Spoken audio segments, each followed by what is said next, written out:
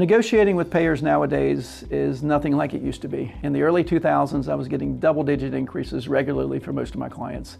And nowadays, 3 to 5% is a win. We were dancing in the hallway when we got 3% from a national vendor just last week. You've got to get to the table. We consistently keep going back to the table for our clients. The payers will offer a low percentage of Medicare as their rate and say, take it or leave it. My argument is to tell them why we need it. And it is to retain our physicians and to recruit new physicians to the practice. Because guess what? If the independent practitioner's gone, everybody's going to be in these big groups. And we all know that you pay the big group, the big chains more than you pay the little guy. We get to the table and try to get to yes. And we make our argument as to why we need this money, and they don't want the money, right? They tell us they got to protect their shareholders and they got to protect their CEO's bottom line, and they can't give us any more money. So we frequently will take their low percentage of Medicare. However, we carve out our top 20 codes.